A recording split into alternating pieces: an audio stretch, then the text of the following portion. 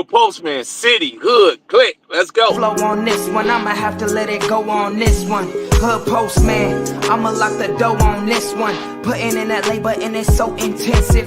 Trying to change the game, gotta be inventive. It's all about sacrifice, but it's so expensive. And when I touch the pen, man, my soul get pensive. They telling all these stories, but they soul ain't in it. They laughing to the bank, but they so on interest. And we just so different. Turning all our foes to friendships. Turning all our foes to kinships. Cause it's all about the family. We fighting this insanity, dealing with calamity. Under canopies, I'm thinking about peace, but they telling me it's a fantasy. On the other hand, we ain't never had an upper hand, so I understand that it's all about humanity. Putting truth in these lines, while they busy feeding lies. When you got that tunnel vision, gotta open up your eyes. Wake up and go to sleep. Man, I'm praying all times. And to my guys, ain't no other side. This for my brothers, I'ma pray with y'all shine. Lock the door. Go ahead, lock the door. Lock the door. Go ahead, lock the door. Yeah, you already know.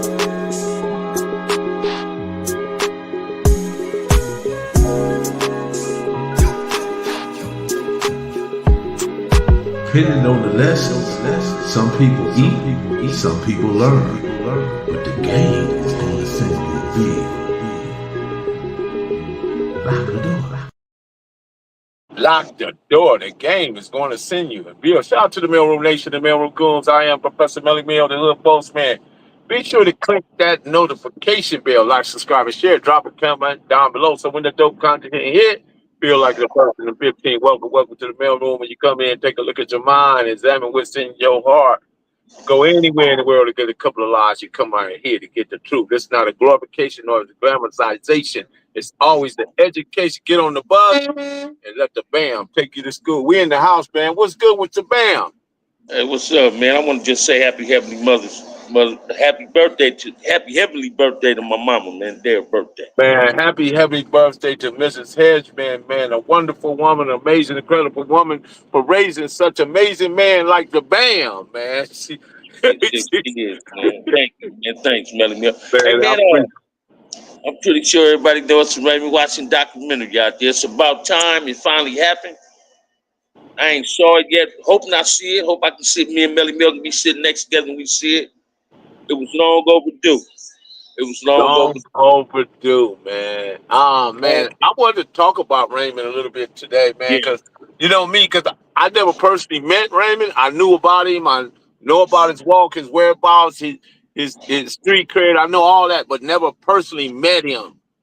Now, I saw him from afar, but I never personally got to meet him. You had the opportunity to meet him, Bamm. So let's get into Raymond, man. Raymond Washington, from my perspective, was a hand god. He was the general. But make people understand why he's the OG, Bamm. Hey, that's the founder of Crips. That's the creator. That's the only OG Crip, man. Everybody else, like me, myself, with the title OG, that's the title earned, not given. It was given to Raymond because he created this. And it's strange, Melly Mill. Right after I got off the phone talking to you, guess who called? Big Ollie. Man, listen, man. When you get a chance, you tell Big Ollie, I say, what's up, Big Ollie and Little Ollie, because I know who they are based on my wife grew up with them. You know, Big Ollie and Raymond was like this. You feel what I'm saying? A lot of people, me and him was talking. He liked what Skip Townsend said about Raymond, because Skip did his fact checking. A lot of people think Raymond was a bully. Let me share something with you. Raymond was like Larry James. He was a bully that bullied the bully. Raymond wasn't even with the gunplay. Raymond was with this. Raymond believed in squabbling. He didn't believe in dope fiending a dude. If you brought it to him, he gonna bring it to you. You get your head up fading that. When you hear these young brothers putting on their neighborhood keyways and down moves, they disrespecting G's like Raymond, Itch, Turtle, Mac Thomas, Salty, Bill, Puddin', Tam, all these dudes that lost their life, they seen them. They disrespecting brothers like that. Just How can you put it on your dead homies and you're not even honoring your dead homies' grandkids or their kids out here? You're destroying the community in which they in, and you're not willing to check your dead homie kids. It's really pathetic, man, that Raymond is turning over in his grave based on something he created. Now, some Now, people, I want you to go down this too. I want you to speak about this because this is this is after Raymond, man. This is something yeah, that came that was implemented after all of, because most of us came about 72, 73, 74, yeah. 75. But what was it like during the bicentennial, man? There's a lot of people that's bicentennial, but don't want to acknowledge that they bicentennial. Hey, man, Talk to us about the bicentennials you and started why game they're banging. bicentennial. If you started game banging in 1976 and up, you're a bicentennial Crip, you're a bicentennial Damu, you're a bicentennial Blood, you're a bicentennial whatever. That's the bicentennial year, 1976. That's not taking nothing from nobody. Why you want to be in a hurry to be in the streets any damn way when you fucked up in the streets? So understand this. Being a bicentennial Crip don't mean you can't be an OG either, because that's a title earned, not given. Uh-huh. You got a lot of dudes, Melly Mill, that's me and your age. I started gang banging in 1971, man. You got a lot of dudes talking about they OGs and was gang banging in 71 and 72. You got on social media platforms and told lies about Salties, LB, Raymond, Tookie, because they want people to, if they say they know them, they know them. Watch this. Me and Big Ali was just talking. He said, I remember last time you saw Raymond. I told Raymond I stopped banging. Raymond hit me in my chest. He said, Crips don't die, we multiply. But the final time I saw him was in Big Mac Yard on the 165th. Me, Pet Bull, Big Ali, and Big Mac. I'm out on bail. I'm on my way to prison. And Raymond seen the fear in my eyes. He's like, you scared, huh? I'm like, yeah, man, I'm scared of going to prison. I done shot this dude. One of these dudes I done shot before, his brother supposed to be in the pen. I hear his brother, he with the business. He like, just go in there and be you. Go in there and be yourself. And that's what I did, man. A lot of dudes failed in their Crip because they tried to live up to the expectation of Raymond Watson Crippin', and they can't live up to the expectation of Raymond Watson Crippin'. You know what I'm saying? One thing I always heard about Raymond is that if there was somebody that was claiming to be this from the shoulders and that, Raymond went to them. He went to them to To see fight. Come on, and put your see if he troops was up. with it. And seeing if he was with it. And if he wasn't Right, with it, Raymond was gonna, you feel me? But Raymond, watch this. Raymond also wasn't in the business at exposing people. But you did, right. it was a armor about a persona about Raymond that if you was fake, you wouldn't want to be around Raymond anyway. You understand what I'm saying? Like, I had to tell the brother earlier this week. I say from the east came the best, from the west came the rest. He said, what you mean? I'm from the west. He was like thinking I was disrespectful. I say, Raymond, it started on the east side, man. Like they just did the documentary. The first person should have been invited to that documentary was Lil Perry Henderson. He used to show for Raymond around. I went to Edison with Perry Henderson. I was in the 7th, Perry was in the 8th. He lived around the corner from Raymond. Now people's understanding that Ray Ray's daughter is a complete image of him. And she's doing the right thing, but this is a movie that his book is a must read. Before you see the documentary, get the book. See, a lot of people don't know it's a book on Raymond. I have a book. You read the book, Melly Mill? Yeah. Now watch this. And correct me if I'm wrong. My little partner Santana from Vote Trade was in Calipat with me. He first dude I knew ordered that book. He came on the yard one day, I got off work. He said, Bamm, I got to stay coming to your school because everything you done told me is in this book. You say Raymond them ain't never misspelled Crip, that his big brother nickname was Crip. Now, where's the myth and the lie come from that we misspelled something that this man created? I told you today, how can I misspell Melly if Melly my brother and that's my brother's name? Ain't You no way I can't. can misspell it. And this is what people need to start understanding. We so used to people wanting to believe what everybody else is saying. See, society has painted Raymond out to be a villain. But in reality, Raymond created Crip to protect the community, not to destroy it or face the community, to protect the community. Raymond be against these drive-bys, man. Raymond, this came out of Raymond mouth to me. Him and Big Ali and Fats of them used to tell me this all the time. Somebody pull up in a car, man, at night, and you don't see, and they call you that window. You don't never go to no window. You don't never walk up to that car. Mysteriously, that's how Raymond lost his life. Somebody called him to the car and he got shot, right? So you got to understand this. My record became so good in prison because Chico Bell told me, Melly Mill. He said, man, you remind me of Raymond. When he told me that, my head swelled up. Not just my chest. My head swelled up. I'm like, what? I remind me of Raymond up in this joint. And a few older cats, Bad Habit Rabbit, that's out there, used to say, he said, man, you remind me of Raymond, Bamm. You follow your own lead. I learned that Raymond was the OG from my big homie. Big Ant told me that one day. I said, Big Ant, you the big homie? You the OG? He said, no, man. We was attached. Big Ant said, no, man. Hey, but one OG cut rip, and that's Raymond Washington. And I understood what my big homie was saying. Now, that's somebody I paid homage to, paying homage to somebody else I paid homage to. You understand what I'm saying? Raymond wasn't just from East Side Crip. Raymond was from all Crips. Whatever hood Raymond went to, the carpet rolled out from him. And he wasn't a bully. You know what I'm saying? People want to question who did this and who did that.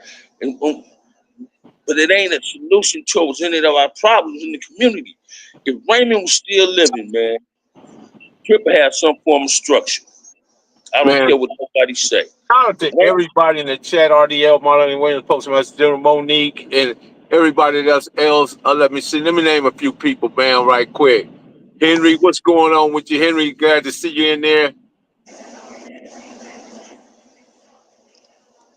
What happened?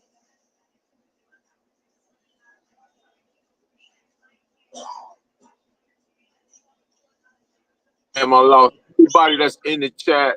Shout out to everybody. Bamm. Yeah. A lot of people don't understand that Raymond, and you talked about that car he walked up on. Raymond didn't walk up on a car of strangers. He walked up on a car of people that he knew. Mm-hmm.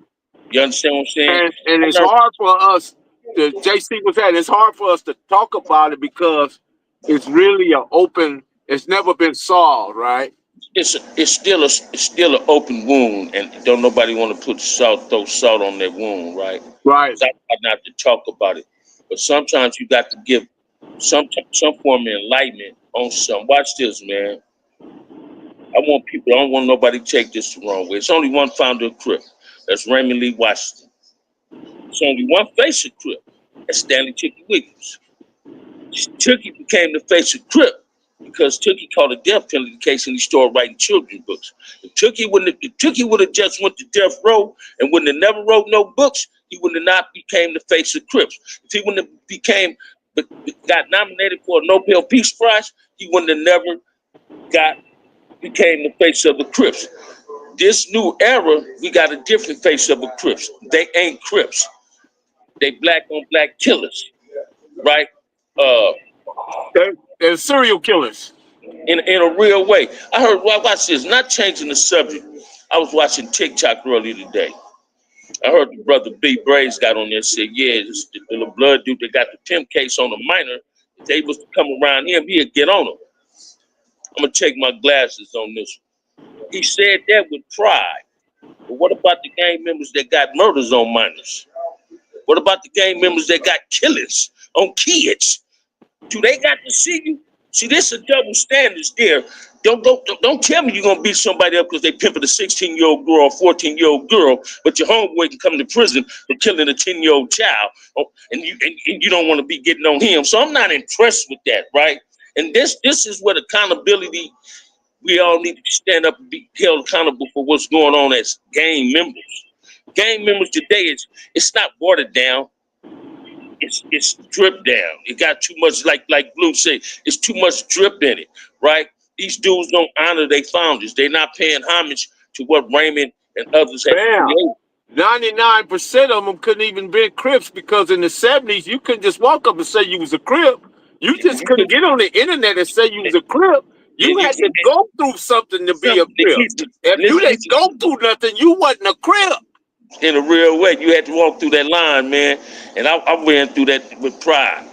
Lil Watch gave me a black eye, and I found out cripping wasn't hard, but somebody had to do it. I just wanted to do it. You understand what I'm saying? It was just simple as that, right? But I was trying to be the next LaShawn, the next Raymond, the next Salty, the next Mac Thomas. You understand what I'm saying? AB now. We lost a lot in gang violence in our community, right? And for some strange reason, people think it's cool to get on social media and degrade and belittle and assassinate each other in our community like it's all cool. If being a Crip is willing to kill another brother, I don't want to be a Crip. If being a Crip means killing another black man, I don't want to be a Crip no more. If being a Crip is accidentally killing kids, well, Bamm ain't no Crip like that. I don't get down out there, kid, man. You know what's crazy, Bamm? We as black people, right? We all have problems, we all have struggles, and we all in a different economical growth space or whatever, right? But we all are in competition on how we can best cover up our own poverty. You know what I'm saying? And that's crazy to me how black you trying to out poverty me. You know, because we all really technically living in poverty, man. And we are. A lot of people don't seem to get that either. Our communities look like third world countries now, war-torn countries. Man, our lawns and our yards, we never used to have cars parked all in front of our houses. And, you know, we grew up with lawns and everything, man. It wasn't looking like that, man. I go to Compton now, I get depressed. Hey, shit, let's say it again, man. I was just on Compton Boulevard last week, right? I was depressed. Hey, listen to me, man. I stopped at the market in y'all hood, right? I was like, God damn, Compton, this is what we come to? Compton used to be beautiful. They considered Compton to us was a suburb when we was babies. Right. Now it's worse than downtown LA. You got rats in Compton all over Los Angeles, South Central, they want to call it, big as the baby in the house. Bam. Right? It's crazy, man. Huh? I say it's crazy, bro. It's crazy. The crazy part is this, Melly Mill. Everything in our community wasn't set there. We put it there. See, that's the crazy part. Don't nobody want to be responsible for the homeless problem in the community. Don't nobody want to be responsible for standing in front of our mama's house. See, when we came up, Melly Mill, we didn't stand in front of our homie's mama house. The homie mama house. Oh, what you doing standing in front of this? We knew about backyards. We knew about the park. We knew about the park. We was all at the park. You feel what I'm saying? 50 to 100 deep. Hey, watch this, man.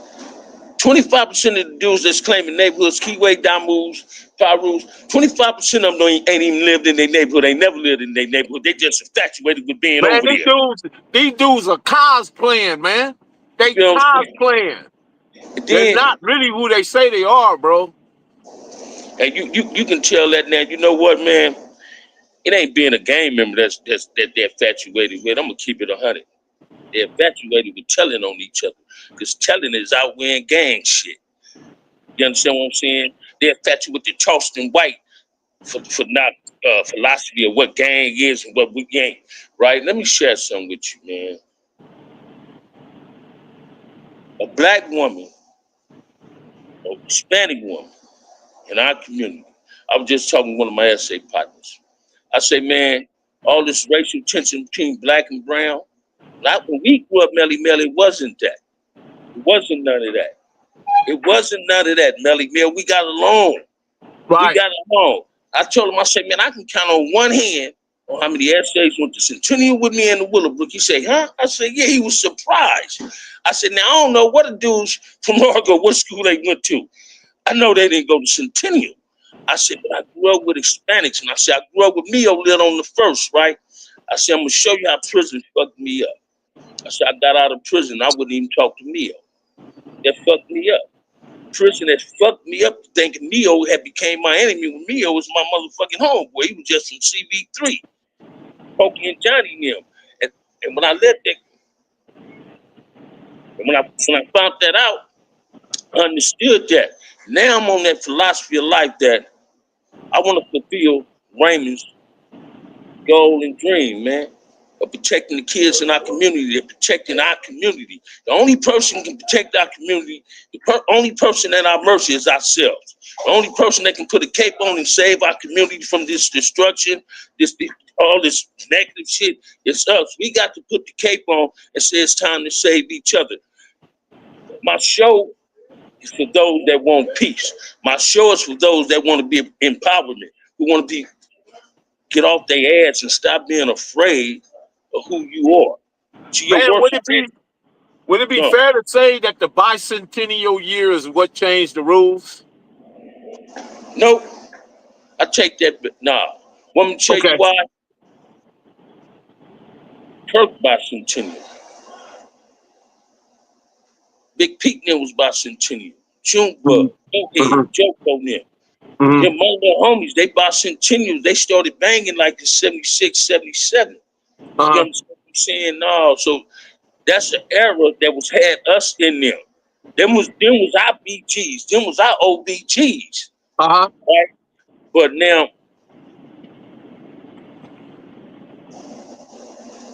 rap music to a certain degree play a role. And I be saying it don't. Rap music play a role. When you get Okay. these people ass gangsters talking about how to do this and how to do that, and they never did a goddamn thing. They talking about the life that we lived, that they didn't have the courage to walk a mile in our boots. See, it's easy to say this, Melly Mill. And we all cut from the same cloth. No, we ain't all cut from the same cloth. I ain't cut from no cloth. I'm carved from a stone. And we all can't walk a mile in each other's boots. Yeah, we all might have went to prison, but we wasn't all on the same prison yard.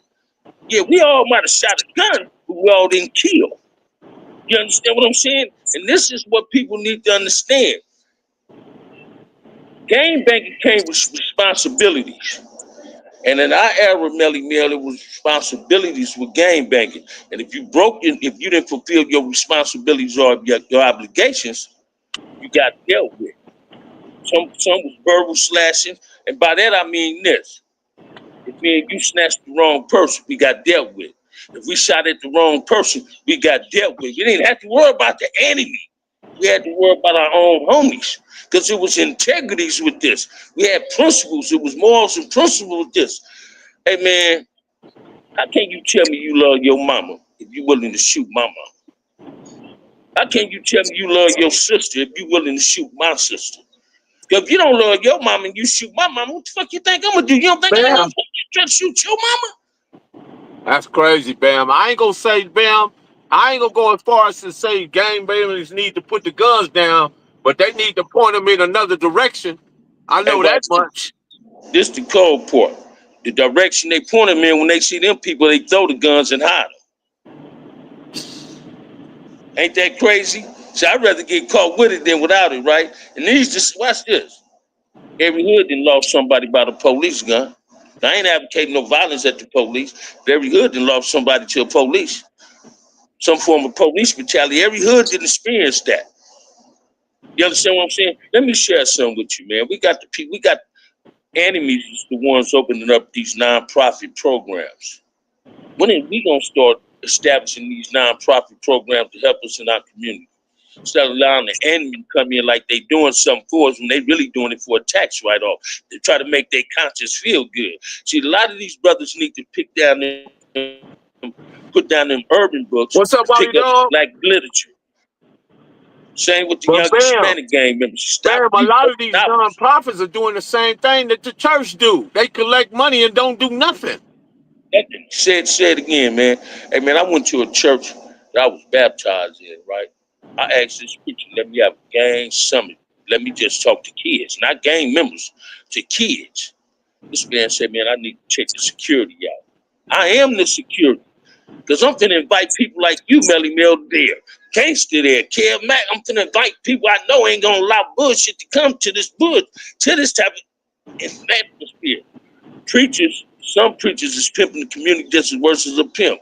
It's worse than Donald Trump and them is pimping us. Everybody want to point the finger at the OG and the game member, but ain't nobody pointing the finger at the man or the woman in the mirror. We all held accountable for what goes on in our community. We all to blame. Let's stand up and be be accountable. Let's stand up, be counted for. We all falling short on the mark. Yet you want to run your child to the streets. The streets wasn't meant for everybody, man. The streets, as I got from L.E. Mill, the streets are undefeated. And I'm terrified Undefeated, of man. And know this too, Bam. Karma don't never lose an address. If all those people that's out there doing wrong or whatever you doing, karma don't never lose an address. Charlie Kirk Don't proved think you getting away, bro. You know what I'm that. saying? Bam. One of the coldest fights I ever saw, right, was Michael Redmond, Red Dog from the Grandies, and my homeboy Dogface. Man, they fought like Sugar Ray Leonard and Marvin Hackler. Hey, did none of them win? They just got tired and stopped fighting. Man, and that's watch this, man. Everybody, Larry James had hands, Frank Bamm had hands, LaSalle had hands, John Washington had hands. All of them had hands, right? Let me share some with you. I remember the first time I thought I could just test LaSalle, right? LaSalle said, "You still ain't got it." Because me and June Piper and Craig, then we used to try to pat and squabble behind LaSalle, tap our feet and all that, right? Craig Menifee? Yeah. I remember, man, that's my ex-brother-in-law, rest in peace, right? Uh-huh. When he was young, I was scared of Craig. Like 7 to 8, I was scared of Craig. And me and Craig was a big old boy, too. He had yokes, right? And I came down from the pen, right? We was in 4800, this before they sent me the hot power. Craig come to the cell like, "What's up?" I said, "Man, get the fuck away from talking to me, man." He's like, "Damn, Sherman, what's up?" I'm like, "Man, you know what's up, man. Y'all mad at sister and cut a corner on me and shit, you know what I mean?" And I blame him for it. Like, you supposed to made this happen. You mad at her brother now, huh? Yeah, I'm mad at her brother. Like, we homies. You supposed to make sure she stayed down. But anyway, he ended up coming to the pen. I was already in prison. He seen the rank I had, right? I said, "Craig, I ain't the little small dude no more, man." He said, "Man, I know that, man." He said, "But you thought," I said, "No, I used to be kind of scared of you, right?" But June used to always let people know in Laverne, because I was the shortest one in my crew, right? That's why I always kept a pistol. Like, "Hey, man, ain't nobody gonna let nothing happen to you." Abram, Michael Stone, Anthony Stone, them LaSalle, especially Abram and LaSalle, Frank Bamm, you did something to me, them dudes coming at you. But I always wanted to carry me a pistol, man. And what I learned was I had that squabble. I just wanted to fight dudes my height, but it was hard to find a dude my height. Everybody was taller than me, right? Then when I started squabbling with dudes taller than me, they was like, "Yeah, well, that front corner pocket, that's that squabble, that's that LaSalle, that's that bully squabble." Because we had real righteous dudes. My big homies was real hand guys. They had squabbles. And when none of us no big dudes, we were skinny little dudes, right? Frank Bamm might have been the biggest dude from the hood. You feel what I'm saying? I'm gonna keep it real on that. And Frank had a squabble. Frank LaSalle had a fight one time. Listen to me, man. That was a squabble. Aaron had a squabble, left-handed bandit, softball. But people need to understand that these dudes is the dudes that instilled some principles in me and my morals when it came to this gang shit. It was certain things these dudes wouldn't allow me as a little homie to do, right? And I learned that, man. I learned that from Aaron, Frank Van, MC Neil, Pep Wood, Ernest Hunt, Pete the Buster, my uncle Neil. You feel what I'm saying? Mac Watts, Greg Cross. I learned that from them, man. And these brothers, these brothers is forgetting they teachers. These gangbangers, they don't have morals and principles. They don't love themselves. They don't love their family. They don't love their kids. They having kids that don't want to be parents. And they call and will get on the social media and talk that gang shit all day long. In reality, y'all ain't doing nothing but sounding like a gang of busters. Y'all pass about you sounding like busters. Like I say, man, Bam. In the 70s, they would have never been a Crip or a Power. They just wouldn't have been one. You couldn't just walk over there and tell them just because you lived in the neighborhood. We just say, okay, you live in the neighborhood, but you ain't a part of this until you go through this. In a real way. I remember Melly Mill one time, me and Doc, me and Keith Foster. I think we was in 9th grade, man. And You jacking motherfuckers for their school money, right? This what made me start taking lunch, people's school money, right? Y'all used to Doc, post up at the store, or post up on the corner, and hit them post pockets. up that Get them post up pockets. that news. Post up that news, right? We pocket checking. Doc found dude. Dude don't want to give up the money. When I found dude, I got to reach up and found dude. When I found dude two-piece me. Bing, bing, right? I go up my knife, come out with the buck knife, I gut him, right? Never forget I gut him, I take $46. About a week later, I'm in the pocket. I'm on Lucene, me and June, Big Scrap, Burn, Baby, and Ronnie and them. We all in Craig, we riding our 10 speed. Did you My know mama Tony pull up. Rome too? Yeah, Tony Rome was my big homie. Man, Tony Rome got shot, man, coming out that bar. Go ahead. Yeah, that's when he got paralyzed. Tony Rome, man. Tony Yeah, Rome from the front, man. Used to drive his car with a stick, food stick. yeah. That's the I big gave homie. Tony Rome, I said, Tony Rome said, man, I need a pistol, man. I gave him a 25. He tucked it under his wheelchair seat. Yeah, that's the big homie. Tony Rome from front of it. But Yeah. anyway, my mama pull up on us. We on stock. We finna go to Fruit Town over to Bellows house, the June cousin house on my bike. Uh-huh. My mom said, boy, come on, the police looking for you, talking about you to stab somebody. Oh, no. They let me go. A week later, we going downtown, Melly, get on the 33 bus on Willowbrook. Y'all finna go downtown L.A.? Finna go downtown to the show and watch this, man. The boy and his mama was on the bus. I got on the bus and climbed out the window and got back off the bus. You know what I'm saying? I say, I can't do that no more. I got to stop taking people lunch money. So I learned how to fire T's real good. You feel what I'm saying? I can get my money better that way, right? Basically, I learned I can catch more honey with vinegar than with honey than with vinegar, right? But I learned from every mistake when I gang bang, man. I learned. See, these dudes that's gang banging today, they ain't nothing but Indo Crips and Indo Bloods. They don't go outside their community. Only reason people know them because they get on social media. What kind of man? In my era, Melly Mill, could you seen us wearing some girl pants with some bangs, with our pants hanging off our ass? Talking about, yeah, this one I'm from. No. If you pull your pants up, you flooding. So that means you ain't getting your pants to really fit you. You don't. That's why you don't wear a belt. And I can't see no pants style where it look fly with a rope is your belt. Tony Rome used to hang out with Ferry, Marlena. Tony Rome and Ferry used to be together all the time. Yeah. Yeah, Tony Rome his sister was Pepper from Corporate Court. Tony Rome was the big homie. That's another, watch this. I used to hold my big homie on when he shot dope. Tony Rome was one of the dudes used to tell me as a little boy, if I ever hear you shooting hair around, I'm gonna kill you. Wow. You ain't got to worry about that, big homie. I ain't never gonna fuck with this. You feel what I'm saying? I used to run away and go. Tony Rome, mama stayed on 124th for Wimpton. I used to run away when I was 12 and 13. I think it was the Long Beach police that shot Tony Rome too. Yeah.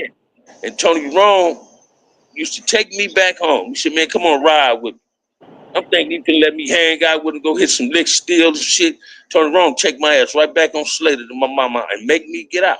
When my daddy opened the door, he said, I brought him home, Mr. Edgewood. Listen to me, man. My big homies really raised me because I ran with my big homies. I used to walk up and down Wimbledon looking at John and Pet Bull and Great Cross when they was trying to pimp. You feel what I'm saying?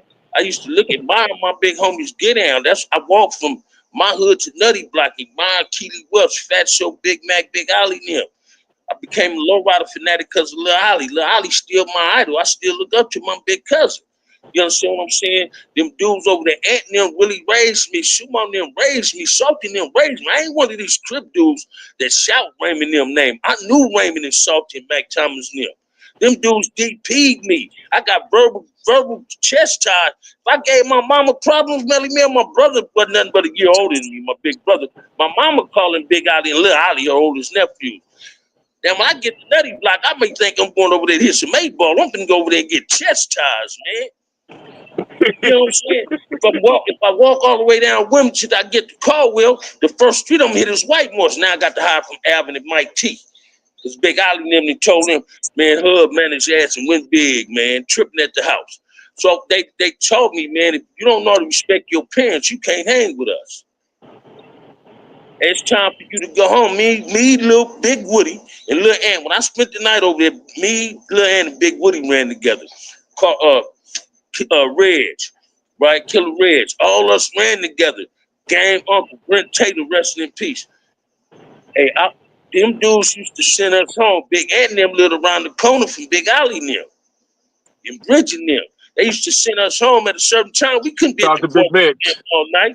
That's why I love the Big Hat on them. You feel what I'm saying? So my lacing came because of who my family was and who I was. I started gang banging in 71. I'm always be a Crip. It means something totally different to me today. I'm a black man that want peace in my community. I'm trying to save a kid's life. I ain't trying to take a kid's life. And these gang bangers today, man, they cowards, man. They cowards. They willing to shoot a gun, but tell on the as soon as they get through shooting, seems like they get on the phone and call the police. And they just get to telling on themselves and telling on everybody else. Then you get these brothers on social media allowing themselves to be manipulated and agitated and instigated by somebody that don't look like them. Then they say, why you mad at him? What you mean why I'm mad at him? Because you allowing yourself to be exploited. I talked to Crybaby Sal this morning and Cat Caesar. Both of them are from 7-6, where Raymond actually grew up at on Yeah, 7-6, right? yeah. Looking forward to Mujahid, that's speaking. my boy. Who Sal is Cat Caesar? Yeah, Mujahid, that's my boy. Okay. That's Crybaby Sal, it's Mujahid. Muhajid, right. That means warrior, I believe. Yeah, that's my boy, man. That's my boy. That's a solid brother. That's a real solid brother with a lot of remorse, and he's a great teacher. I think Me he and him, got about 40 years in. yeah, me and him used to walk the yard together and everything, talk. I mean, have some deep conversations. You feel what I'm saying? He was also my rag. That was my rag too. Okay. That was my comrade. We used to have some deep conversations, man. I love that brother. I Man, love that brother. yeah.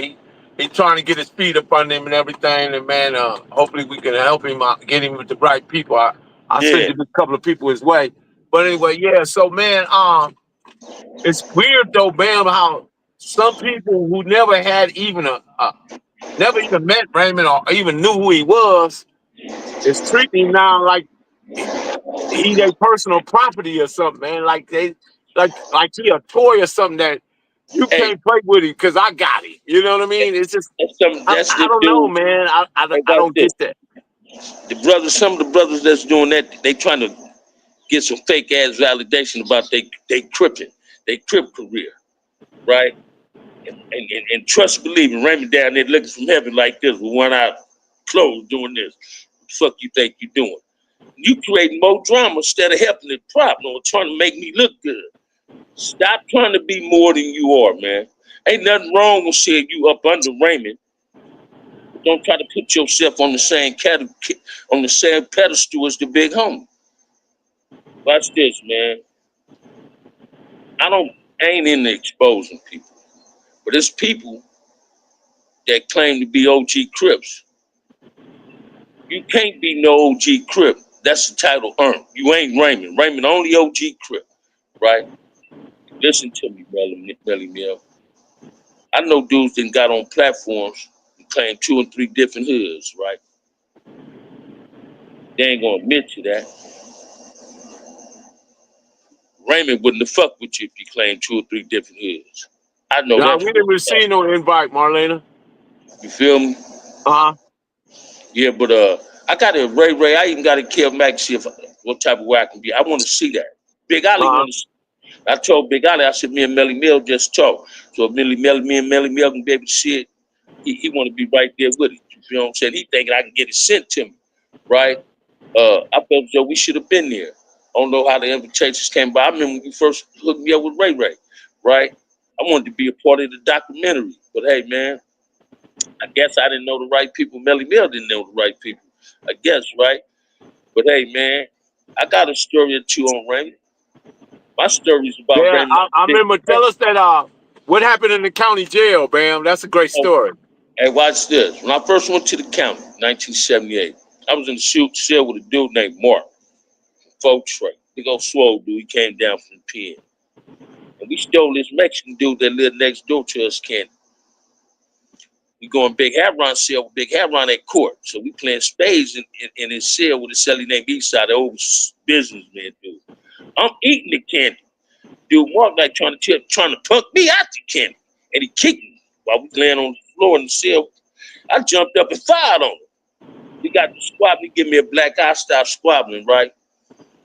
We come back. This is the last time I saw Raymond. Some type of way Raymond was in the county jail. We going down, we on 26-28. Raymond and them coming back from court, they see me finna go in the dining hall and stop. Raymond looked at my face. Mark, now he trying to explain himself. You feel what I'm saying? This one used to wear blue jeans in the county, the blue shirt. Got my outfits on, my blue rag in my pocket. Raymond then whooped his ass, but they didn't whoop his ass because I lost the fight. They whooped his ass because he taught me something I shouldn't have never did. Stole from somebody, right? Then it was also because what he did to a real one. Raymond wasn't just my big homie, man. Raymond was like my big brother. See, my mother knew Raymond. My auntie, Big Ollie, Little Ollie, their mama knew Raymond. If they was living today, you told Raymond Washington started Crip, they said, you goddamn lie. That's one of the most respectful kids I ever met in my life. You got parents speak highly of Raymond when you got the gang members just try to say something totally different. Raymond wasn't with the gunplay. Raymond was straight into this. He wasn't no bully. You might have thought he bullied you. See, that's Jimmy Labrador from the Bishop started that, but Raymond ran Jimmy Labrador on top of a house. Because you was afraid of facing the consequences of his wrath, don't mean he was a bully. You understand what I'm saying? And that's what people need to understand, man. Titles is earned, not just given. And I got to get up out of here, Melly Mill, because you know where I'm at. I got something to do. Okay, right? Bamm. We appreciate you, man. We love you, Bamm, man. We gonna every Tuesday is our day, brother. Hey, thank you. Did you see I'm staying ready, Melly Mill? Man, I'm gonna try shout to out do to a the live like I Bamm, do. man. Shout out to the Bamm. Hey, if ain't nobody told you they love you, y'all, OG Bamm love you. If you ain't ordered Raymond book, order that book, y'all. Order Raymond Washington book. I did an audio one time on one of my shows, and people wasn't listening, so I stopped doing it. I'm gonna try to do it again.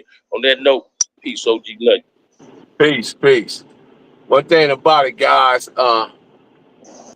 again, life is a game of boomerangs. Sooner or later, your words, actions, deeds, and your mistreatment or your misdeeds will come back to hit you with extreme accuracy.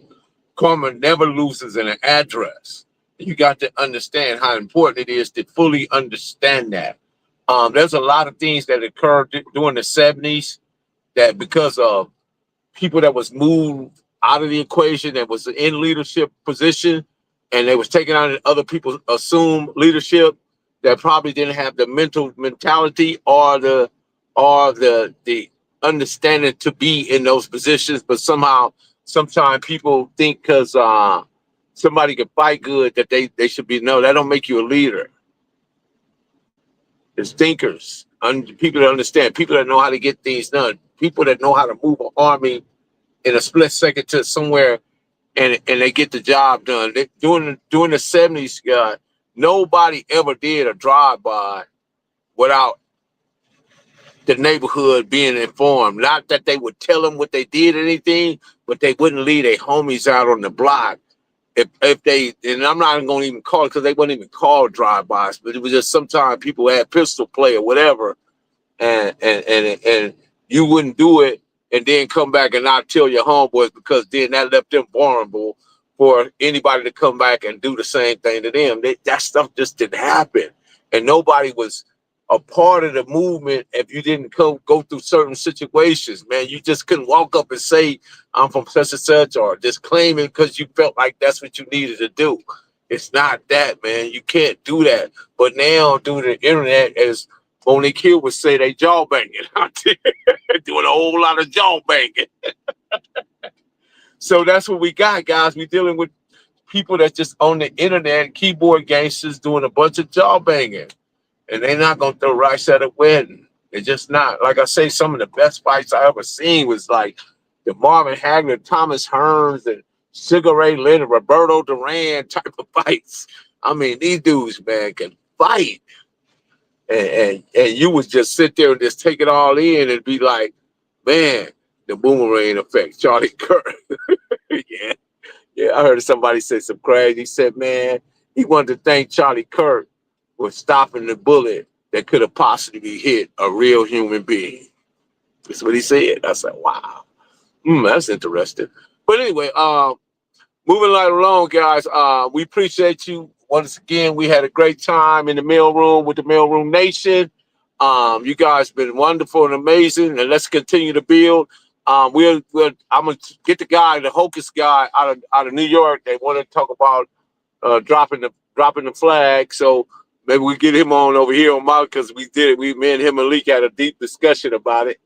But I just want New York to understand that there's it's a way to do the language, and sometimes the language that we use to try to express our feelings or our ill contentment or our contentment about something, sometimes we got to be careful the way we say things. We just do, because it's very, very complex path that we're walking down, and we got to just do it right.